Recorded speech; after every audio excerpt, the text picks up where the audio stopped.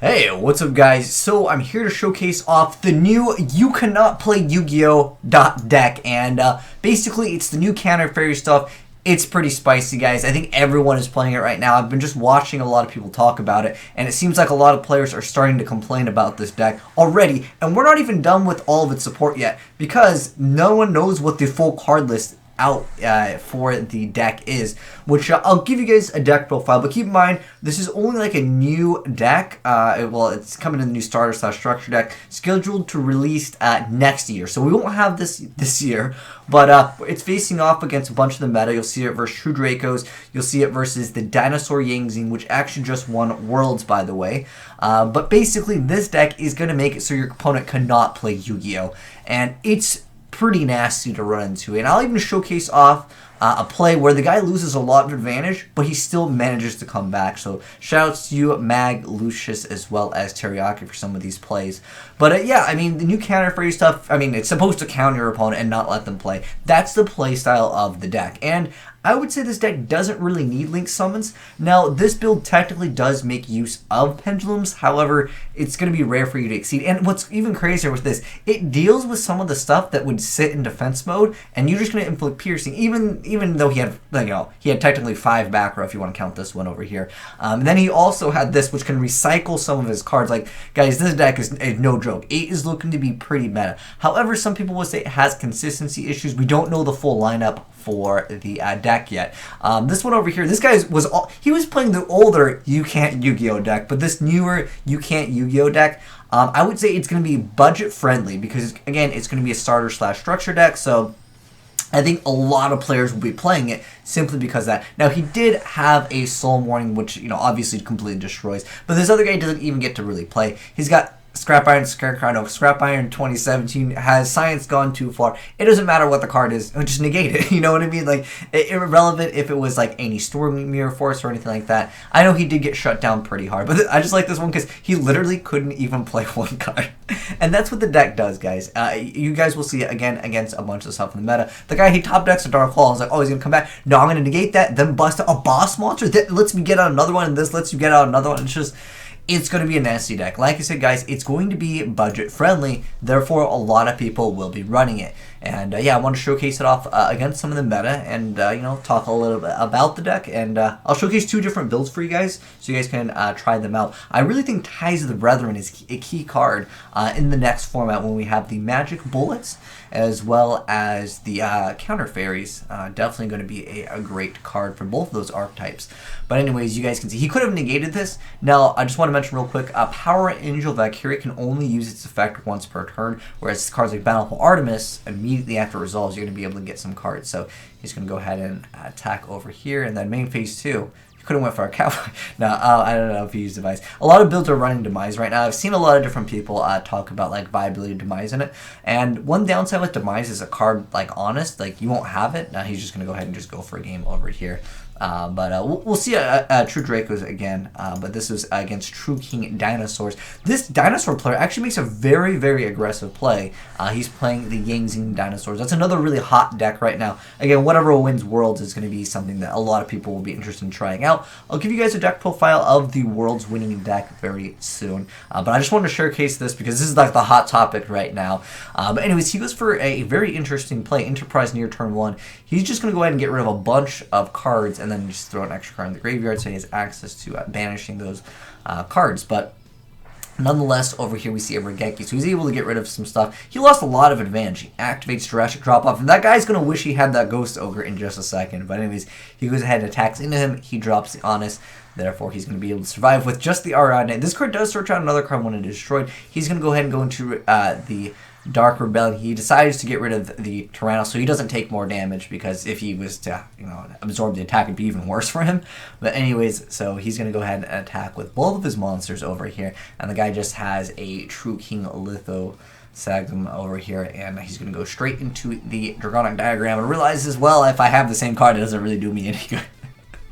But anyways, I just want to showcase off just a variety of duels over here. Now, this one's kind of funny over here. Again, these are 2 different builds by 2 different players, and I'll share them with you guys. And I'll probably give you guys my build after I get some more testing. And I mean, it just got announced yesterday. You guys already got me replays.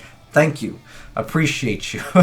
But anyways, so we have the Power Angel Valkyria. Again, the one downside that I see with this card is it's only like once, where a card like Battle for Artemis, you just keep on drawing. And what's cool with this card over here, the Reincarnating Parshath, you don't even have to pay the 1,000 or reveal that counter trap card, I guess, if you have Ariadne over here in the Pendulum Zone, because you don't have to pay the cost. So that's really good. And on top of that, you can just special summon a Parshath monster. There's only one right now, because you get it from your extra deck or your deck. Like that's like such an unfair effect, just to be like, I get out any, like, you know, part of my archetype, or like, you know, one of the biggest boss monsters that searches you out another counter trap card, which can be this card. I just think it's a little bit unfair. However, I've noticed most of the duels, they don't necessarily need the Parshath. Like, they've been really utilizing just like the free extra cards they're getting with, you know, the Reincarnating Parshath. Obviously, having access to getting one out is really good, but the fact that you can get one out of your extra deck over here, he's just playing them. I think that he was just rushing out for this build. Kind of cheeky over here. He's getting the boss monster just for free. Like, that's, and you get to negate effect. Like, how is that fair? Let me negate an effect, get out a boss monster that lets me out another, like, a card that lets me negate, and then get out another. Like, dude, that's so unfair. He actually did lose this one. Cheeky enough, the burn actually beat the fairies over here. So I'm not sure if that will be a counter to the counter fairies, aka running burn. Now, this has got to be one of the worst matchups. Counter fairies versus counter fairies, because the question is, who's going to get negated harder here?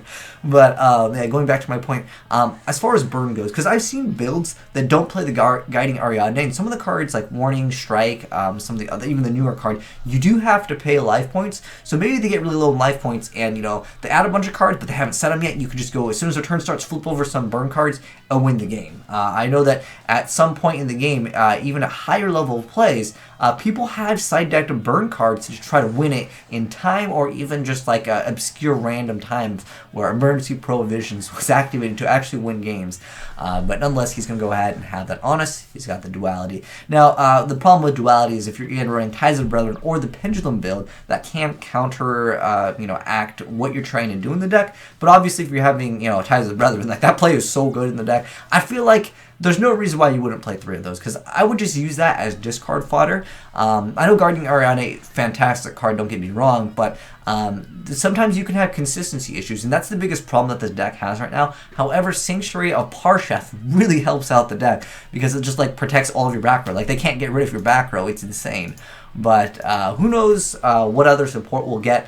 I think if they added one card that just, like, you know, just searched out whatever you wanted, specifically having that card, the Sanctuary in the Sky, because some of the cards require Sanctuary in the Sky to get like a bonus effect, because this one lets you just add a counter trap card in your graveyard, which is, you know, that's a pretty strong effect. We got it against True Dracos over here.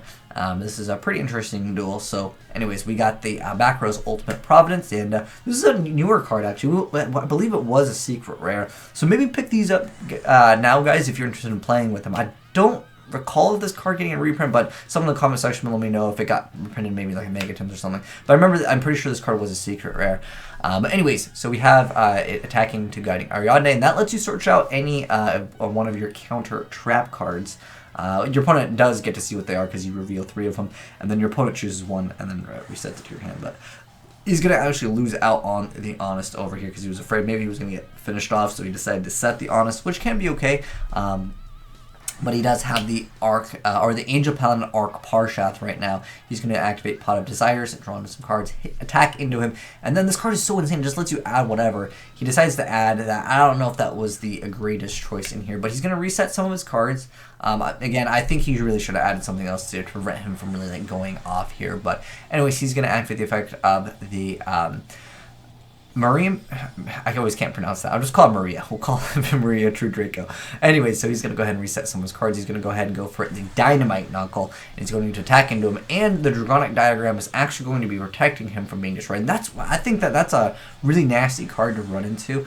There's where I guess having the Continuous Field spell would have helped him out, because it would have actually gave him some extra attack. But again, I don't think adding the other card was necessary. I think he could have added something to stop this, because that's what really helps them out with their plays. anyways. But yeah, the deck is looking pretty good, guys. Again, a lot of people are already complaining about it, but I also wanted to showcase off some of the matchups that it might have a tough time dealing with, because even though I could just upload replays of it only winning, I want to showcase maybe its weak points as well, because people are saying this deck is broken. And while I agree that it can, there are times where like you'll think it's broken, but it has consistency issues. That's the main drawback with counter fairies or any deck where it's like you cannot play.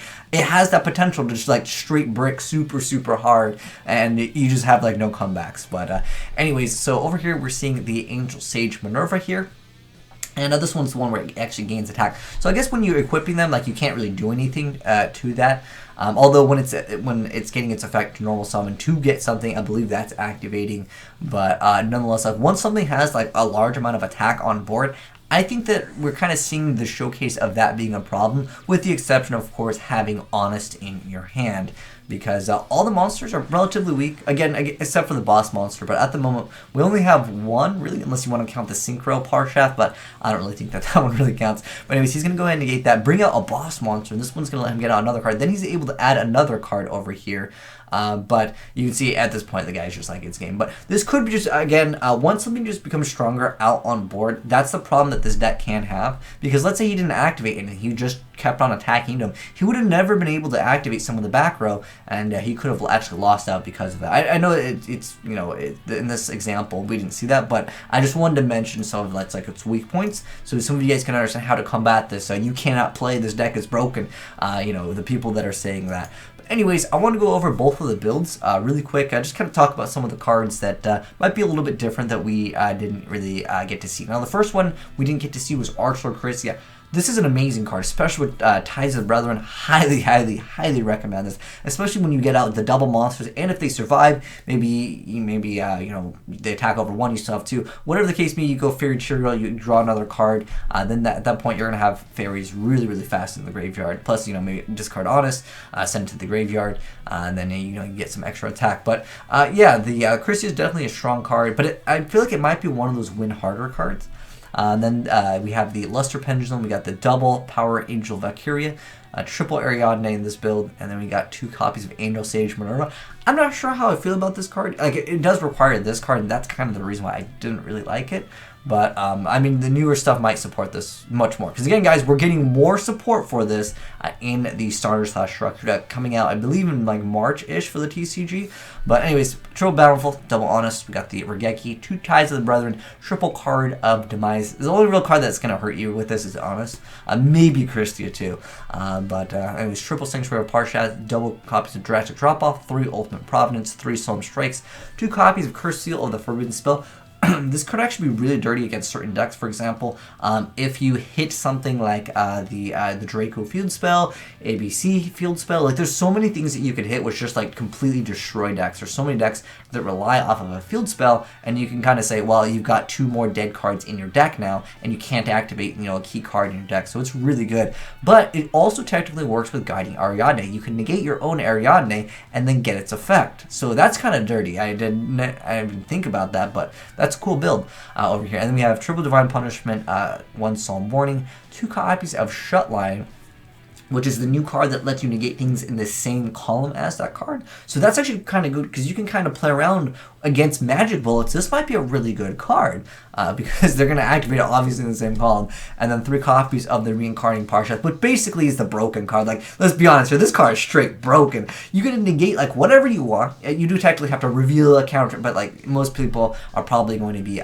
playing this anyways. But normally you'd have to reveal one and pay 1,000, but you can negate it and then just summon a Parshath monster, which lets you get out the boss Parshath, which just lets you get this out again to negate anything, and then bring out another one. Like, that's dirty, man. This is, I think, the heart and soul of the deck that makes it from like a, it's an okay deck to, wow, this is going to be probably be a threat. Again, guys, this is going to be budget friendly, so a lot of players are definitely going to be playing this deck once it comes out later. But as far as the extra deck, obviously we have this Parshath, but I think because they specified that you're going to be able to bring something from the extra deck, I'm guessing we're going to get a Link Monster, because if we get like 1 Link Monster, this deck could be so much better. Or like, I don't know, maybe a new Synchro, maybe they get on Exceed and you can, I don't know, well, who knows what we'll get. but I definitely think they're going to be giving it more. Otherwise, why would they just, like, this card is so mediocre. Like, nobody going to be using this card. They're going to go for this card, unless, of course, they're not even playing this card, which can be okay. Because, like I said, I've seen so many duels where this card just doesn't really help out at more copies than one. But who knows? You guys can let me know what you think about that, because you're at such an advantage. Like, if you've gotten a negation and then brought this guy out and then attack and you get out like another negate anything, is game. Like, most of the time. But as far as the extra deck, I don't really think there's anything super important that I really need to mention that was like obscure other than like the generic, utopias and like, all that stuff. I think having access to Castell is really great. But the only really like newer card that you guys might not know of is Fairy Cheer Girl. It just lets you detach material to just draw one card. So yeah, it's pretty self-explanatory. But like I said, there was 2 different builds.